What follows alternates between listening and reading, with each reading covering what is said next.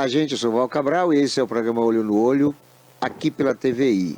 Hoje nós vamos bater um papo com o Otoniel Azevedo, ele que é presidente do GAPA, e a gente vai, nesse bate-papo, abordar questões que são pertinentes ao HIV/AIDS, se possível até hepatites virais, por conta de que também há uma atividade em torno deste assunto, e o Otoniel talvez seja uma das pessoas aqui em Itabuna mais qualificada para que possa responder as perguntas que com certeza absoluta serão da vontade das pessoas saberem, porque o conhecimento do Otoniel é vasto em decorrência de mais de 2 décadas que ele trabalha com este assunto.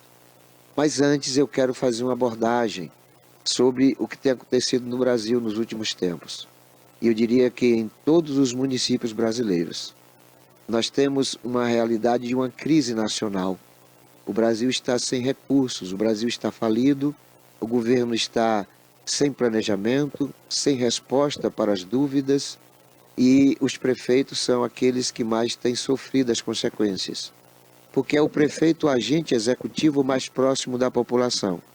Existem cidades, eu diria que talvez a maioria, tem a prefeitura como a maior empregadora do município. Consequentemente, é da prefeitura que advém os recursos para o comércio, para os serviços. A cidade acaba sendo movimentada pelos recursos propiciados pelo fisco municipal ou pela arrecadação da prefeitura. Isso tem causado apreensão nas comunidades, porque não há empregabilidade, as pessoas não têm conseguido vagas no mercado de trabalho. E o emprego, embora os dados oficiais apresentem índices, eles não são compatíveis com a realidade. Porque quando diz que no Brasil tem 10 milhões de desempregados, a gente vai, por exemplo, para as capitais. Somente em Salvador deve ter muito mais de 1 milhão de pessoas desempregadas. Uma cidade como Itabuna, você não tem menos de 50 mil pessoas desempregadas. Aí quando você vai para o somatório dos municípios, você vai ver que os números são incompatíveis com os oficiais. O fato é que essa crise tem gerado complicações enormes para a governabilidade dos municípios. Os prefeitos estão enfrentando dificuldades enormes justamente em decorrência de falta de recursos. Muitos sequer estão tendo recursos para pagar o salário. E há uma lei federal, que estabelece a regra de 54% no máximo de investimento para o trabalhador, para o servidor público. Só que esses percentuais eles acabam sendo extrapolados, né? E aí, junto a eles, vem outros percentuais que são também obrigatórios para o executivo, como por exemplo 15% para a saúde, 25% para a educação e em média 6 a 7% é do chamado duodécimo, que é o recurso da prefeitura para a Câmara Municipal. Quando você faz esse somatório, você acaba não tendo recurso suficiente para o básico. O básico é justamente honrar esses compromissos. E não sobram recursos para reposição de lâmpadas, e as cidades estão escuras. Para asfaltamento de vias públicas, e as cidades estão esburacadas. Para requalificações de escolas, e as escolas estão sucateadas. Para o incremento de um bom funcionamento de postos de saúde, e os postos médicos estão sem médicos, sem medicamentos e sem equipamentos. Então é uma bola de neve descendo a ladeira, é uma coisa que está sob dificuldade absurda dos prefeitos, né? E aí já na outra ponta desse nível de política, você tem um vereador, que tanto quanto prefeito é quem está mais próximo da população. Então a população que tem dificuldade de acesso ao prefeito, ele acaba tendo no vereador o seu interlocutor. E é o vereador que acaba tendo que fazer aquilo que era de dever do prefeito, do município. E por isso a gente vê vereadores capinando rua, vereadores repondo lâmpadas, vereadores adquirindo ambulâncias, vereadores contratando tratores para fazer patrulhamentos em ruas esburacadas, enfim. É um pandemônio que está acontecendo em decorrência de uma crise. Há um descontrole administrativo. O presidente Lula colocou como como ministro da Fazenda, o Fernando Haddad, que ele mesmo declarou ter feito somente 2 meses na Universidade de Economia. só 2 meses, e que só passou porque pescou. Então, não pode funcionar, não tem como funcionar. É impossível funcionar dessa forma. Por outro lado, os prefeitos tiveram que inchar a máquina. Os que foram reeleitos tiveram que manter recursos humanos que já existiam. São cargos comissionados, ocupados por cabos eleitorais, militantes, direções de partidos, lideranças do comércio, da religião, que asfixiaram a economia da prefeitura.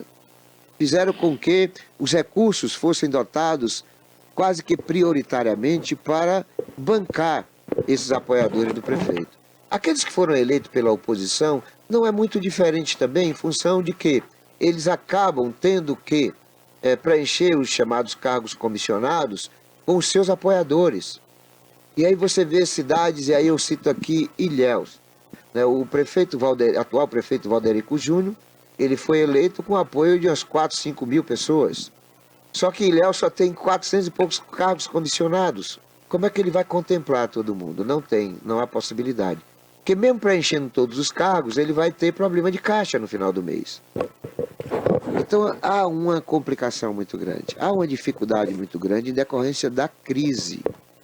E olha que nós temos neste país alguns minérios, alguns produtos, inclusive um agronegócio fortíssimo, de 5 pessoas no mundo, uma se alimenta pelo que é produzido no Brasil. Nós temos aqui o nióbio, que é um material, um mineral que é muito mais forte do que o aço e que é cobiçado pelo mundo inteiro, e nós temos 98% das reservas internacionais. É um minério muito caro, que faz de qualquer país milionário. Só para você ter uma ideia, 2% do arrecadado com esse minério no Canadá subvenciona toda a saúde pública no país. Aqui nós também temos urânio. Nós temos uma cidade chamada Caetité, que é responsável pelo urânio que foi exportado para a Coreia do Norte. Lá existem 6 ogivas, oficialmente 6 ogivas nucleares que foram produzidas com urânio de Caetité. Caetité é uma cidade miserável, pobre, e a Coreia do Norte é um país temido até pela Rússia, pela China e pelos Estados Unidos. Portanto, nós estamos vivendo um momento difícil porque os governantes não estão sabendo administrar, o que é óbvio. Fizeram do governo um cabide de emprego, são mais de 100 mil cargos comissionados do governo federal. Isso é impossível de administrar para sobrar recursos, por exemplo, para o Bolsa Família, com mais de 1 milhão de pessoas sendo cortadas agora. Mais de 1 milhão de famílias vão ficar sem receber, estão sem receber o Bolsa Família. E aí vários programas parados, várias obras paradas, porque o governo tinha que ter dinheiro para pagar os seus cabos eleitorais. Esta é uma realidade cruel, infelizmente. E para sintetizar tudo, tem a questão da corrupção, né? Mais recentemente, o Nápoles está vivendo um momento muito difícil, porque o atual prefeito Robério, ele foi condenado pela Justiça Federal à inelegibilidade com consequência de cassação do mandato. A qualquer momento ele está deixando de ser prefeito novamente. A segunda, ele é prefeito 4 vezes, 2 vezes ele foi cassado como ladrão, como corrupto, chefe de quadrilha de corrupção. Esse processo que fez com que, neste momento, ele esteja passando por uma situação de iminência de ser cassado, foi um processo protocolado há 18 anos atrás. Quer dizer, o cidadão pegou o dinheiro da prefeitura e abasteceu os trios elétricos dele com o óleo que pertence à prefeitura, ou seja, dinheiro público. O trio elétrico é contratado para tocar no Pedrão, uma festa da prefeitura, e o óleo dos trios elétricos advém justamente dos recursos públicos. Quer dizer, é ladrão um cara desse. Aí ele é flagrado, foi denunciado, foi comprovado, ele é condenado através de liminar, ele acaba permanecendo, volta ao governo, que ele foi cassado, volta ao governo, e aí se candidata através de liminar, depois é eleito, e está aí agora eleito por liminar, mas que foi cassada na semana passada pela Justiça Federal, e a qualquer momento ele está voltando a ser ex-prefeito, numa situação esdrúxula, porque a gente não sabe até que ponto ele vai ser ex-prefeito, porque infelizmente quem tem dinheiro neste país, a justiça é fictícia. Mas é a corrupção, talvez, junto ao descontrole, a inabilidade de gestão que tem feito esse país descer ladeira abaixo. Nós vamos a um breve intervalo, logo depois a gente volta batendo papo com o Otoniel Azevedo, presidente do GAPA.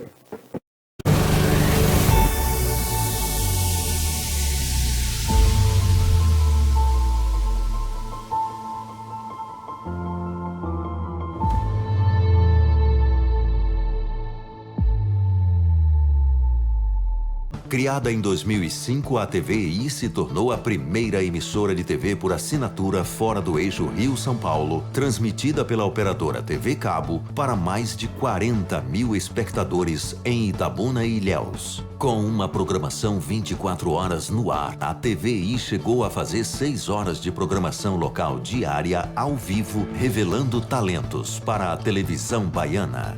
Inserida na Lei do Cabo, a TVI passou a integrar o seleto grupo de TVs com programação qualificada junto à Ancine e contribui com a capacitação do mercado audiovisual da Bahia para a captação de recursos para a produção de minisséries, reality shows, documentários e outros produtos de entretenimento para as mais variadas plataformas. Equipada com estúdios de áudio e vídeo e modernas ilhas de edição, a TVI também está preparada para trabalhar no jornalismo factual local, inclusive utilizando sua unidade móvel SDNG.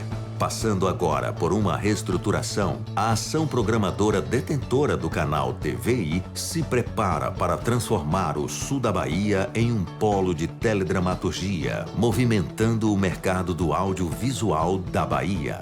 TVI é da Bahia, é da gente.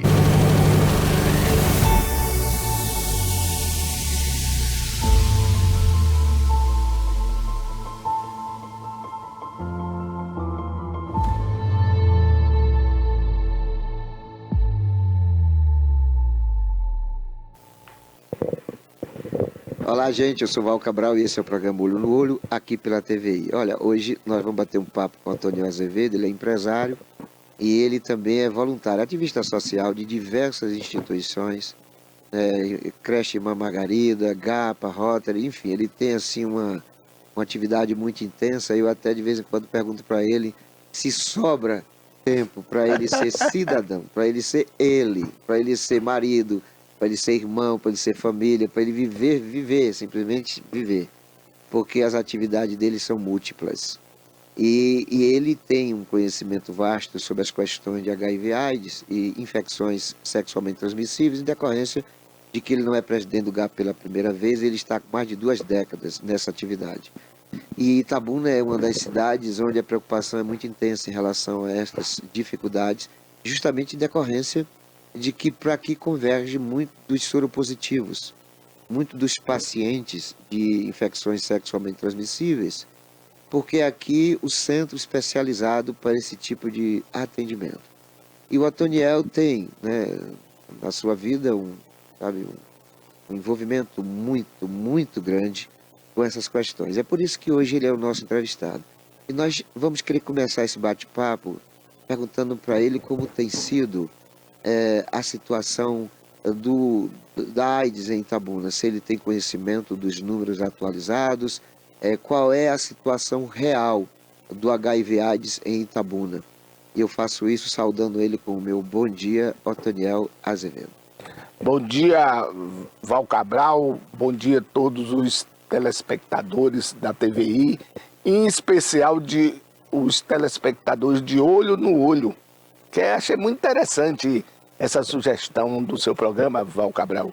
Você é uma das pessoas que eu admiro muito aqui na cidade de Itabuna, pelo seu conhecimento, pela sua maneira de você direcionar os seus trabalhos e politicamente pela essência da maneira como você direciona as suas críticas, os seus conhecimentos.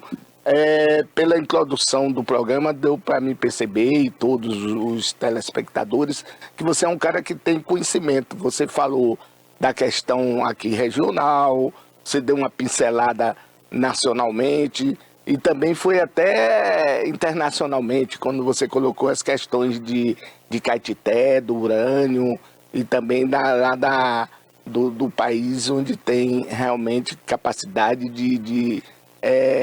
na verdade, de importar, né, esses produtos. E eu quero dizer para você o seguinte, que eu lembro quando surgiu o GAPA, Grupo de Apoio e Prevenção à AIDS, que o GAPA é sinônimo de ONG AIDS aqui na região, na Bahia, no Brasil, e surgiu de um movimento de pessoas envolvidas nessa causa, que na época reuniu reuniu pessoas que tinham visão de fazer um trabalho voltado para a questão social. O doutor Júlio Brito, ele era médico, não é, né? Porque ele está aposentado, mas ele continua ainda na atividade. Hoje ele faz trabalhos voluntários, não só aqui em Itabuna, como também na região, entendeu, Val? Fazendo esse trabalho junto às pessoas que vivem com HIV e AIDS. Quando criou-se o GAPA, na época eu era presidente do Rotaract, que era um grupo de jovens do Rotary, e eu lembro da reunião que nós fizemos ali na loja maçônica Areópago Itabunense, e criou-se a nova diretoria do GAPA. Todos nós tivemos a oportunidade de votar e escolher a nova diretoria, que era formada, você também fazia parte, a doutora Raimunda, que é advogada, e eu lembro da primeira presidente que foi formada ali naquele momento. Ali estava a representação de Rotary, representação de Rotaract, representação do Laios, da maçonaria, enfim, de toda a sociedade civil organizada. Tinha um grupo de médicos também envolvido nessa questão da AIDS, e ali me falhou um pouco a memória, Val, mas a primeira presidente do GAPA, você lembra? O primeiro presidente fui eu, e a primeira presidente foi a doutora Yara Alex. Ah, certo. A doutora Iracema, que é cantora, como Yara Alex, ela foi a primeira presidente. Ah, você foi o segundo presidente? Não, foi o primeiro presidente e ela foi a segunda. Ah, você foi escolhido naquele momento como presidente. Eu lembro que o doutor Júlio Brito, ele foi para um congresso lá em São Paulo e chegou com os documentos para criar uma instituição GAPA em Itabuna, porque nós pertencemos a uma rede GAPA. Isso. E ali ele disse que procurava, eu lembro que ele pensava que era até mulher, Val. Ele já... porque na época ele até comenta isso, né? Na Piléria ele comenta isso. É que na verdade havia naquele momento a Val que é mãe da advogada Andréia. Então a Val, ela era muito ativa na política, sabe? Na sociedade. E só se falava em Val. Ele achava que Val era eu. Ah, certo. Aí quando ele me procurou, ele se espantou. Ele falou, eu achava que Val era uma mulher. Eu falei, não, Val é homem. Então, foi muito interessante. Eu lembro daquelas atividades que você fazia, que você colocava uma caixa de som nas costas. Você era muito interessante, que você que fazia a agenda do grupo de apoio e prevenção à AIDS. Era você que buscava nas escolas, nas instituições, da empresa. Você vendeu o peixe, que nem diz a história, vendeu a imagem do GAPA para toda a comunidade de Itabuna e toda a região. Eu era ativista no Rotaract, e aí comecei a participar do Rotary Clube Itabuna Sul, e convidei o doutor Júlio Brito, na época, para ele ser sócio do Rotary. Porque para você ser rotariano, você tem que ser convidado por um rotariano. E aí, em contrapartida, ele me convidou para conhecer o GAPA. Eu lembro que naquela época, politicamente, era interessante que você ainda era presidente pela segunda vez. Você foi presidente do GAPA 2 vezes, não é isso? Vezes. Isso. E aí o Júlio Brito, preocupado com o GAPA e tal, aí me convidou para ir participar do GAPA. Eu lembro que eu fui numa reunião ali no Fórum Rui Barbosa, que vocês tinham uma parceria com a OAB, e se reuniam na sala da OAB. Mas naquele momento que eu fui, não sei por que motivo, a sala da OAB estava fechada, e vocês se reuniam ali no Salgão, naquela área comum do Fórum Rui Barbosa. Eu fiquei assim impressionado, mas ali eu vi pessoas muito importantes. Vi você, Val Cabral, vi o Zezé Mota, vi o Dantinhas, vi o Aldo Basto, eu vi a Cigana Belinha. Quer dizer, você tinha um envolvimento, e o GAPA era composto de várias pessoas da comunidade, e ali estava também o médico Dr. Júlio Brito. Mas, respondendo às suas questões, eu quero dizer o seguinte, que eu entrei no GAPA, gostei, e estou no GAPA há mais de 20 anos. E o GAPA faz parte da minha vida. É como, na verdade, eu sou casado com a professora Suzy Meire há 38 anos, nós não temos filhos. Aí eu considero os nossos filhos o Centro Comunitário e Creche Irmã Margarida, que a irmã Margot sonhou, foi um sonho que ela sonhou com toda a comunidade e está lá, que atende mais de 300 crianças ali no Maria Pinheiro, que eu faço parte desde a fundação da creche Irmã Margarida. Aí eu tenho um grupo de apoio e prevenção à AIDS, também como um filho. Então eu tenho também a minha atividade no Rotary Club Itabuna Sul e também na pastoral familiar da Igreja Católica e na maçonaria, que recentemente eu faço parte da loja Areópago Itabunense. Então eu considero todas essas instituições como nossos filhos, meu e da professora Suzy Meire. A questão da AIDS em Itabuna,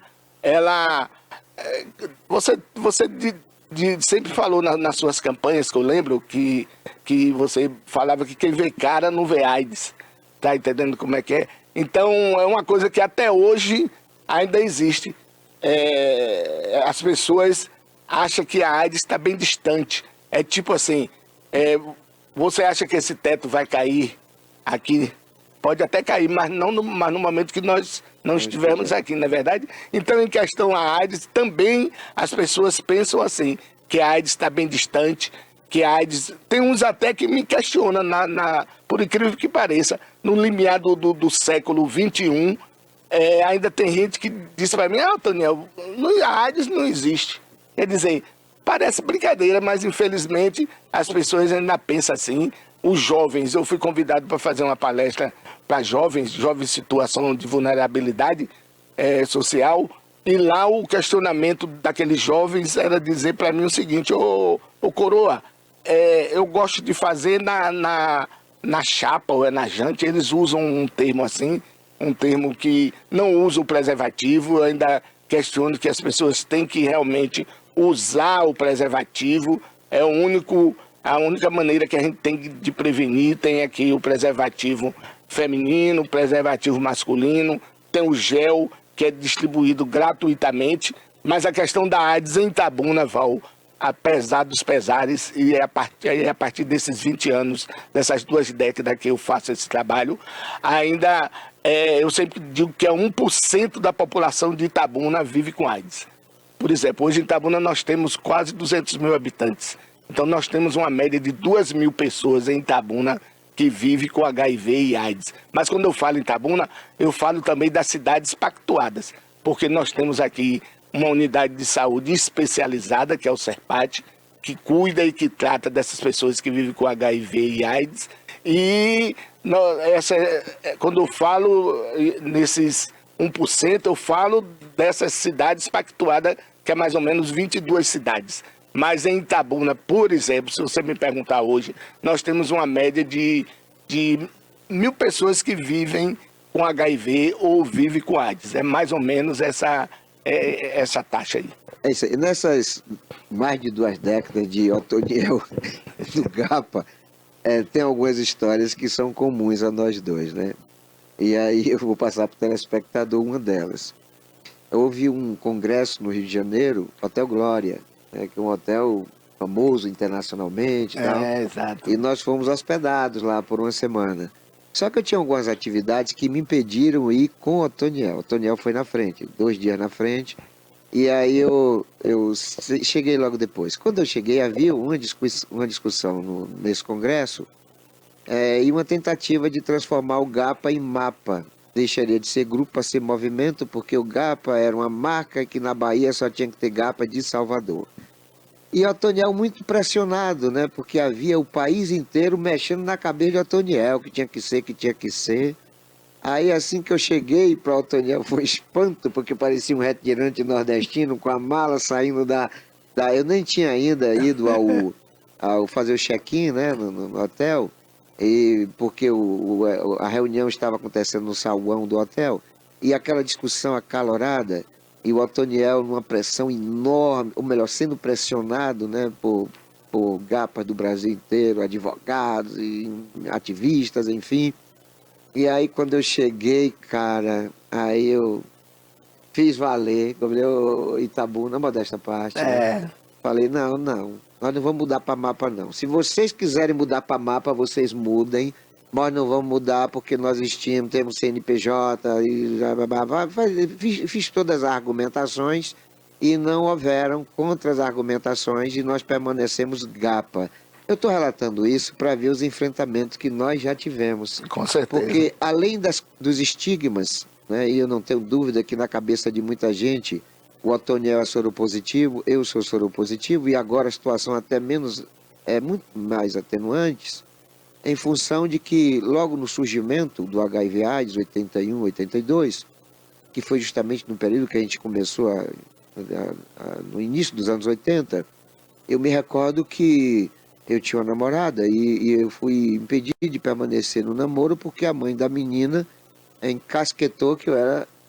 Na época a nomenclatura era aidético. Né? Exato. Que eu era aidético e tal. E aí ficou difícil o relacionamento e a gente teve que terminar. E eu tinha também no grupo alguns homossexuais. E as pessoas perguntavam para mim, fulano então tem AIDS? Fulano então tem AIDS? Entendeu? Eu disse, não, rapaz, ele é ativista, ele não tem AIDS, entendeu? Mas não adiantava. Na cabeça das pessoas, se pertencessem ao GAPA, automaticamente era a nomenclatura daquele momento, aidético. E essa foi uma das dificuldades que nós tivemos. Foram muitas. Né? As pessoas não queriam saber do portador do vírus da AIDS. A AIDS começou como peste gay. Todo gay era portador do vírus da AIDS. Naquele momento, pelo menos suspeito de tal. Então foi uma dificuldade enorme. E aí o trabalho foi consolidado com conscientização, com boa informação, com trabalho de prevenção e, sobretudo, com o GAPA sendo dirigido por abnegados de uma causa humanitária, né? E a gente não poderia aqui deixar de citar a própria Raimunda Oliveira, advogada, a Suzy Meire, esposa de Otoniel, a Babinha Marluce, é uma figura espetacular, o velho Dantinhas, né? O próprio Itamar, doutor de Lubi, doutor Mangabeira, que também foi, doutor, aquele menino do laboratório, doutor Eric Atinge, o do laboratório, doutor... Eu esqueço o nome dele, é do Pontalzinho aqui. Eu lembro dele.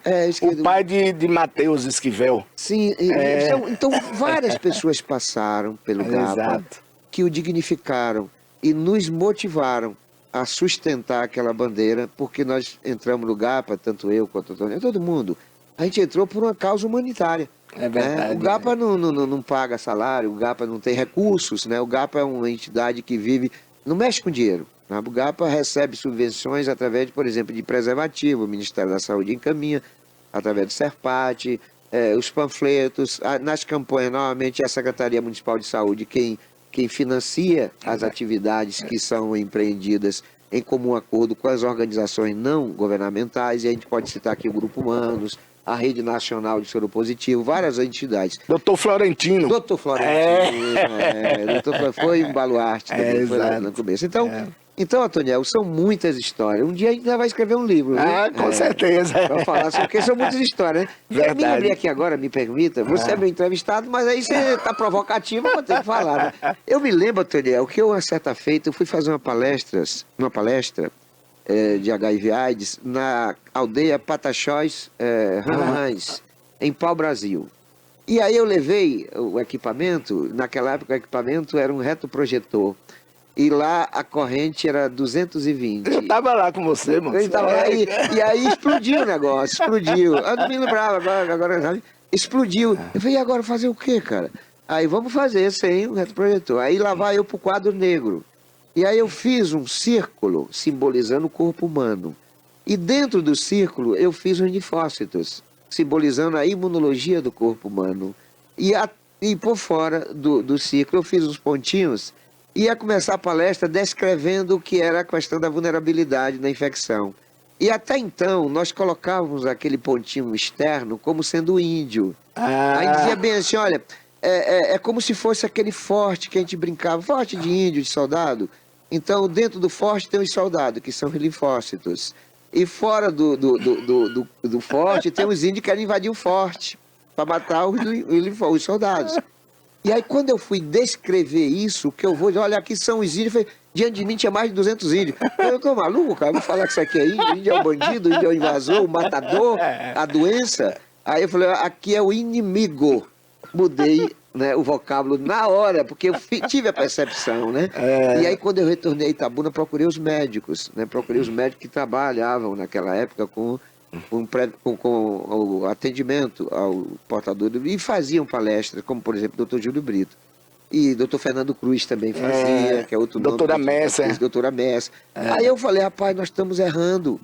Doutor Humberto Barreto. Doutor Humberto, ele também foi presidente do GAPA. Exato. Então, a gente está errando, a gente está chamando os índios, né, o HIV de índio. É um estigma contra a comunidade indígena. A gente não pode mais permanecer fazendo isso. Aí foi mudado toda a retórica, toda a temática, né, dos debates em decorrência desse episódio em Pau-Brasil.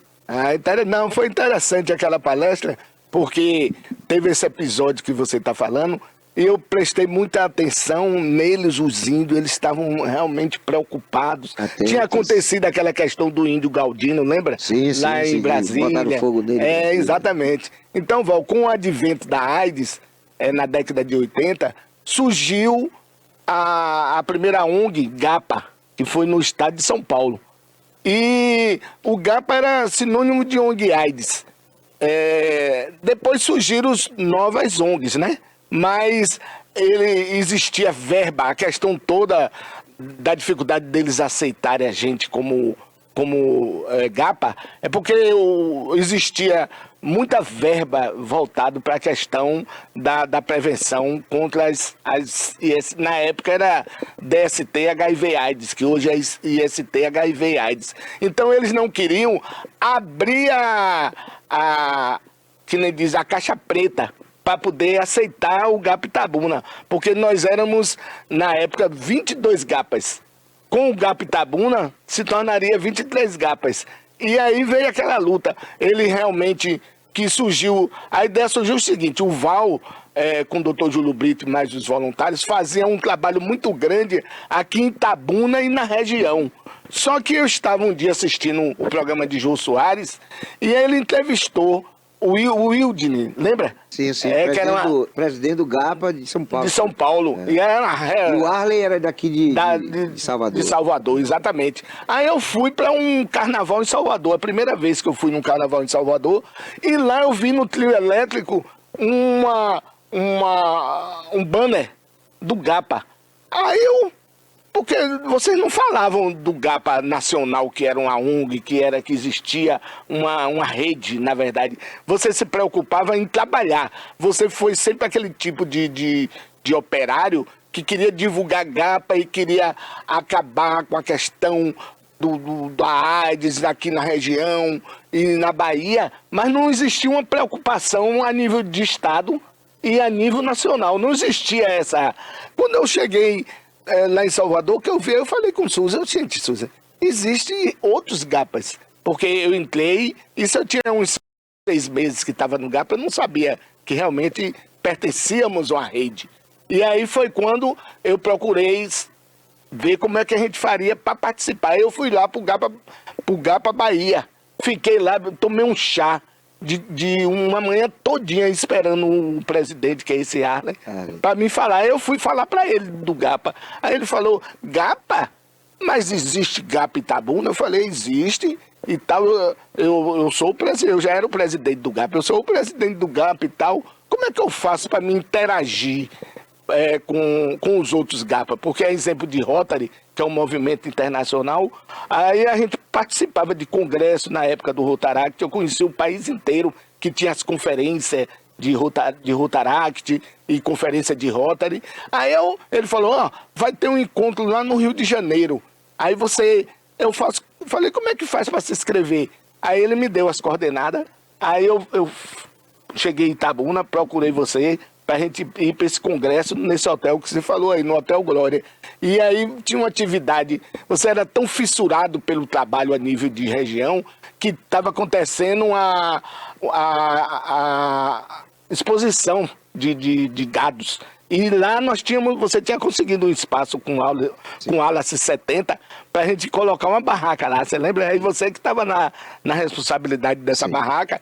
E aí nós fomos para São Paulo, para o Rio de Janeiro, lá no Hotel Glória. É tanto que quando eu cheguei, aí o cidadão que me recepcionou lá disse, a gente que vive com AIDS, o preconceito é tão grande que até eu mesmo, como presidente do GAPA na época, aí eu falei, nós, mas eu não vivo com AIDS. Ele falou assim, porque era uma atividade para as pessoas que viviam literalmente com AIDS, tá certo? Porque viver com AIDS não significa ter AIDS. Você vive com AIDS na medida que você trabalha com AIDS, trabalha com pessoas com AIDS, tem toda atividade ligada à AIDS. Então, viver com AIDS é uma coisa, ser infectado, ser contaminado, ser portador, ser soro positivo é outra coisa. Também vive com AIDS. Mas é isso que eu quero dizer para você. Naquele momento, eu não estava... Eu tinha só 6 meses que estava no GAPA, eu não tinha esse conhecimento amplo. Aí ele ficou olhando para mim assim, aí disse assim...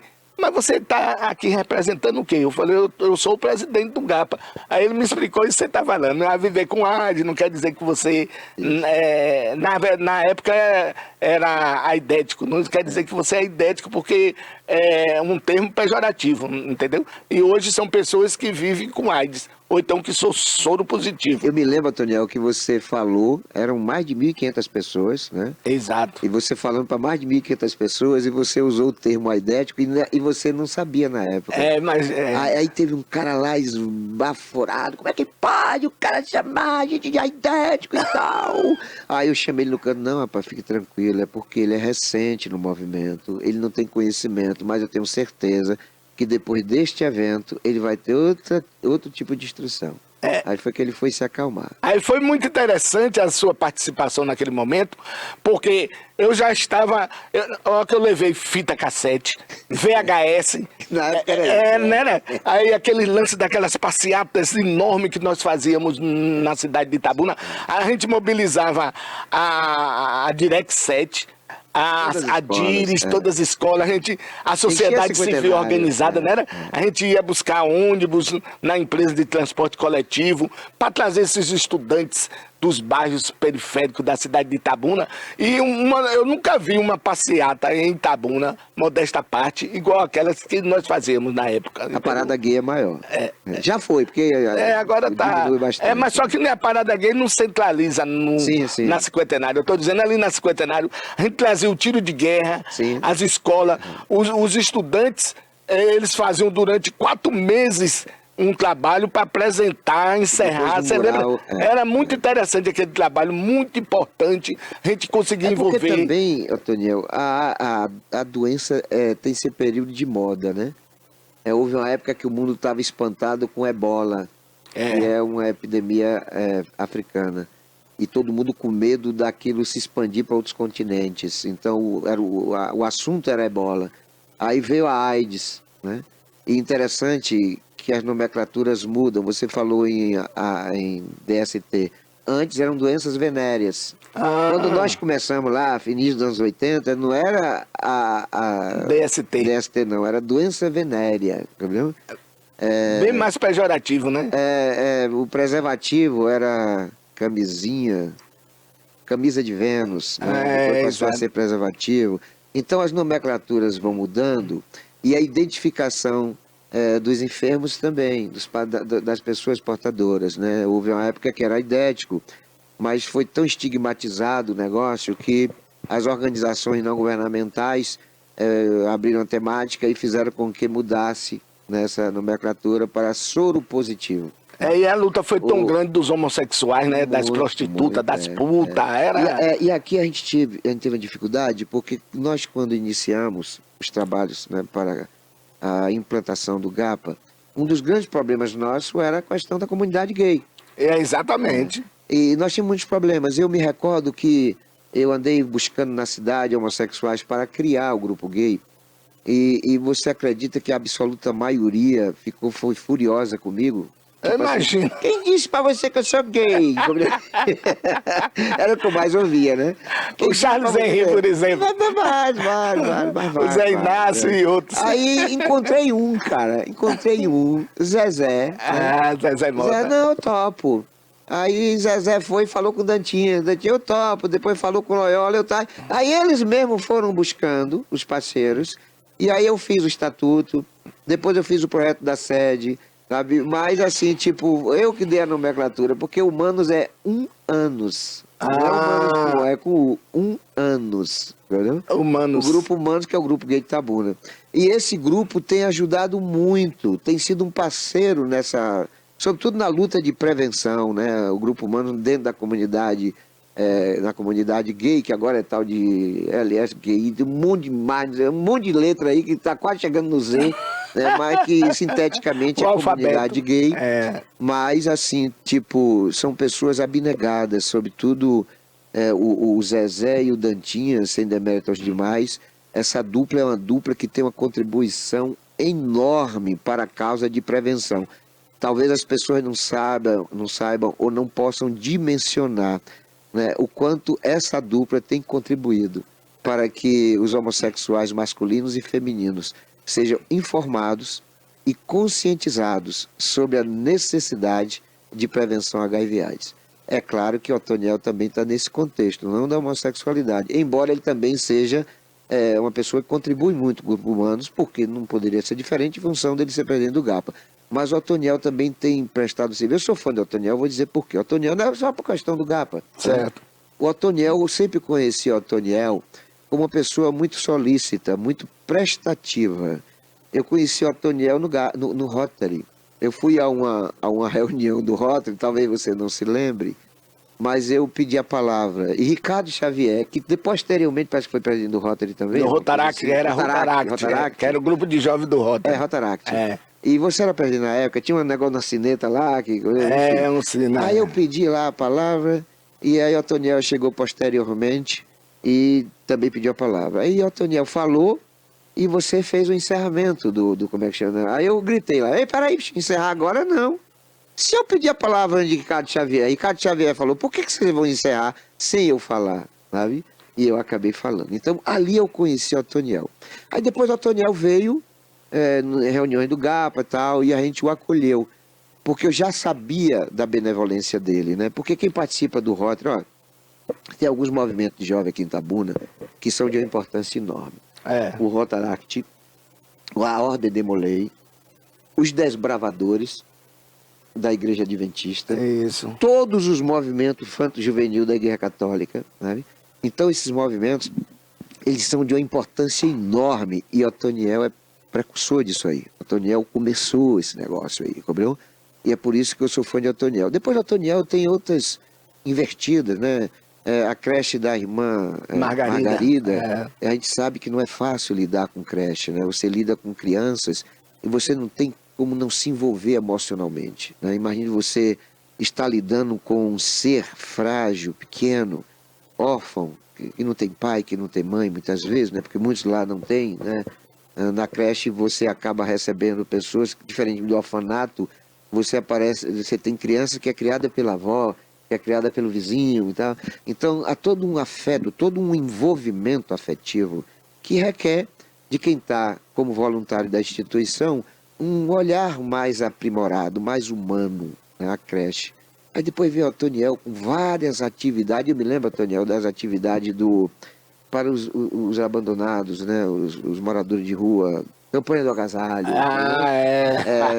Otoniel numa loucura para conseguir roupa de frio para esse povo. Então, essas coisas não partem de uma pessoa por conta de ter interesse político, sabe? É verdade. De uma pessoa, interesse comercial, financeiro, porque essas pessoas, elas quando entram nesse processo, elas não perduram. Elas entram e saem. Você verdade. Entrou e não saiu. Né? Tanto que lá pelo GAPA mesmo, como presidente, foram tantos, né?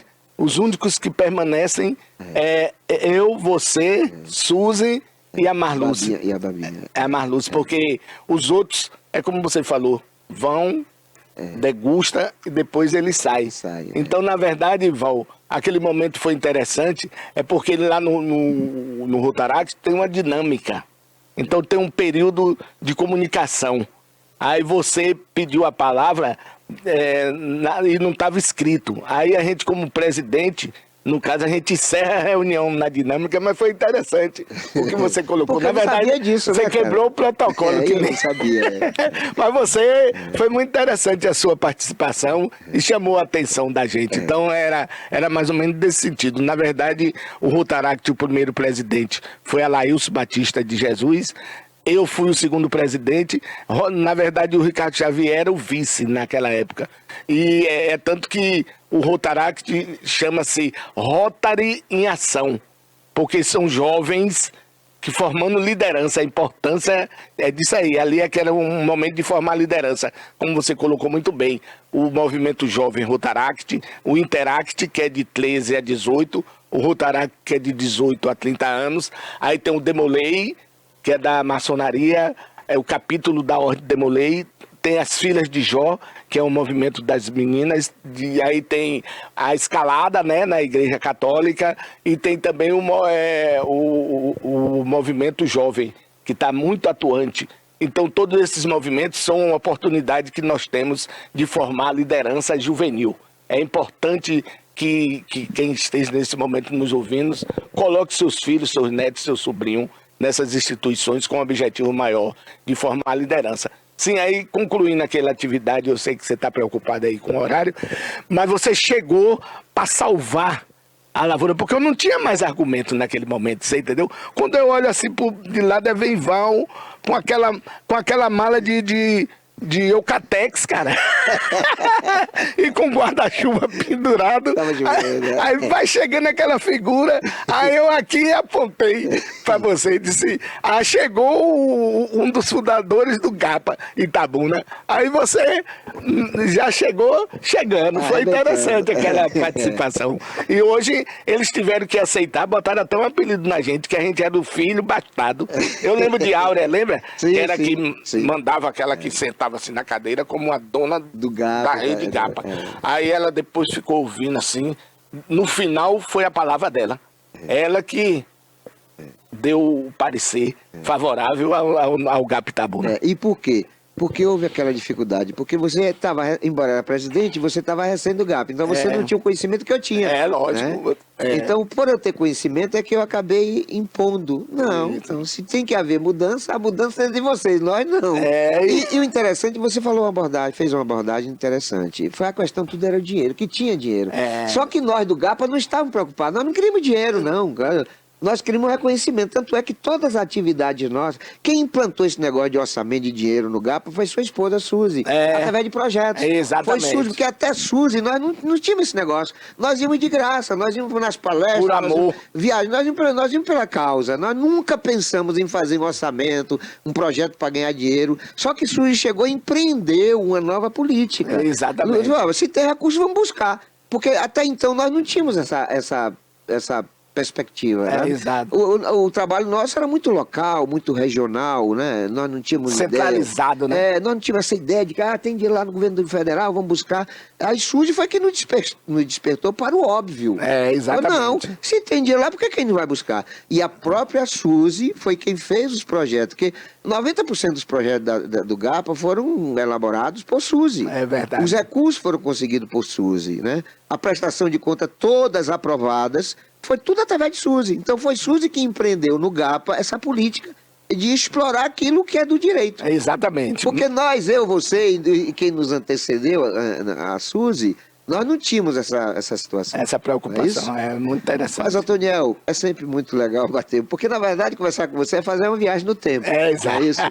E é muito legal, quero agradecer, você é muito solícito, muito ativo, você é uma das pessoas mais importantes dessa cidade por tudo que você desenvolve. Muito e eu obrigado. acho até que a cidade não tem dado para você, sei lá, o que você merece de fato nas suas pretensões pessoais, políticas, cara. Eu acho que você tem um leque a ser aberto com muito mais amplitude e a sociedade não entendeu isso ainda, né? Não entendeu e eu espero que haja tempo ainda desse tempo ser recuperado ou dessa observação ser praticada. Eu quero agradecer você, Otoniel, e dizer que o espaço vai estar sempre disponibilizado para você e para o GAPA neste programa. Eu que aproveito essa oportunidade para dizer da importância de estar aqui no seu programa, Olho no Olho, estar aqui na TVI, é uma TV fechada, né? Mas que tem muitos telespectadores que dá o feedback, Val, quando eu venho aqui, eles ouvem a TVI, porque é uma TV muito importante, e que o nosso amigo Barbosinha, ele não sou eu sozinho, ele sou eu com toda a comunidade de Itabuna e a realidade é que está aí. Mas politicamente eu faço as coisas por amor, em todos os espaços que eu estou. Mas politicamente eu já dei oportunidade ao povo de Itabuna de ter modesta parte, um bom legislador.